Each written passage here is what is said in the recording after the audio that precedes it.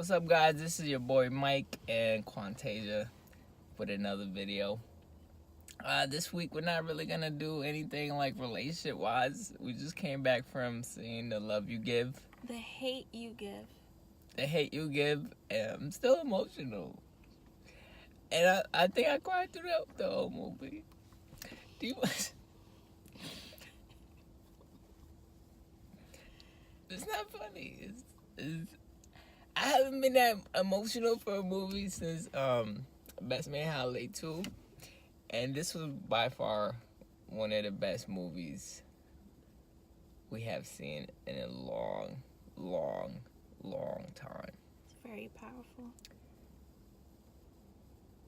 I just can't get over how good the movie was. Like, I'm still emotional. It was a bunch of great actors and actresses. I need to catch my breath so you talk. You could read the book. It's so much. You gotta see the movie. There was like a couple of things that really stood out to me. So we're just gonna do a reaction video about the movie while our emotions are still raw. There was a couple of lines in the movie that really sticked with me. One was when Issa Rae was saying that, how can we, I'm probably rewording this, but she was just saying, how can we put our weapons away when our blackness. When our blackness is our weapon.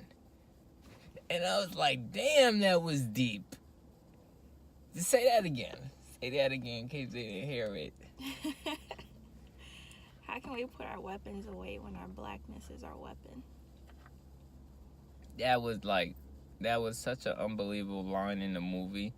And it's like so true because time and time again, when we see police brutality, it's literally because the person is black and they don't know how to react to it, because it's not like only white cops doing this, it's black cops doing the same injustice too, because in the movie she asked her uncle if he stopped a white man with a suit driving was it a Benz or BMW, whatever it was, and he reached in his car, would he tell him to put his hands up or would he shoot? And he said he would tell him to put his hands up. But black people are not afforded that opportunity. And it's just like, it just sucks that in the 21st century, that's still a reality that we have to really deal with. That we're actually like scared of cops. Like, I know I'm terrified when when I see a cop behind me and I could be doing nothing wrong. I'm perfectly fine. But that feeling you get when a siren is behind you is one of the worst feelings in the world. Is that the same for a black woman? I wouldn't know. You never, because you don't drive. But I'm saying, if you did drive, would it be the same? No. You wouldn't be scared? Look at you. But and then another part that really stood out to me was when Star Boyfriend was talking about he don't see color. I think that's like the political correct thing to say, but I think it's just like the worst thing to say, because if you don't see color, how do you know? Well, how do you see the person for who they are? Exactly. Which is what she said in the movie. Exactly. How could you see somebody for who they really are, or how could you sympathize with the thing they go through? You don't see color, but as a white person, you're afforded white privileges that black people are not afforded. I mean, just a simple thing as going to the store. I mean, who are you gonna pay attention to? A black guy going in there or a white guy going in there? You're gonna think the black guy's gonna steal versus a white guy. I mean, those simple things like that we just don't really pay attention to. It's just like unbelievable. Oh my God, the movie was, I mean, there was so many things that really stood out, especially with Star star white friend when she was sympathizing for the cop that killed Khalil. She was like, it must suck what his family is going through. And it was just like, in one perspective, like you could kind of see what she's saying, but then she's like missing out on the fact that cop just took a life away because he thought the person had a gun. And that was just like super sad. I mean, I was emotional through the whole like movie. Like it was such a phenomenal movie. That was a movie that needed to be made. And the thing that sticks out to me is that we have to always fight for justice, and it can't be temporary where everybody feeds into it for the time being because it's the popular thing to do. But we must always do what's right because I mean that's just important. I mean there's nothing. And then the Pac line, the Tupac thing. I mean everything. The ending had me like speechless because I thought that they would shoot the kid, and I would have lost my mind. Even though it's still a movie, I would have still lost my mind.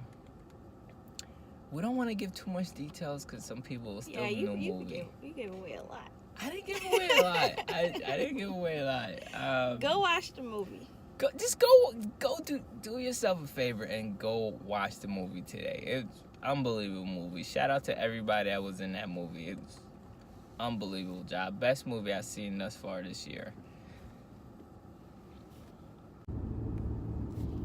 Yeah, I just don't understand how she just sits there and not be as emotional as me. I'm in there just crying my eyes out. I was crying. I just covered it up because what? The same reason you did. I ain't covering it up.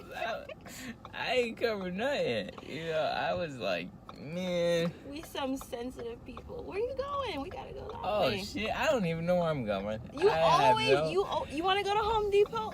Cause you always try to turn here. Because I need. Let's just go. I need some supplies from Home Depot. Be some batteries. Stop trying to act like screwdriver. I need a lot. I need sheet. I need I'm about to build something in the house. Oh my god.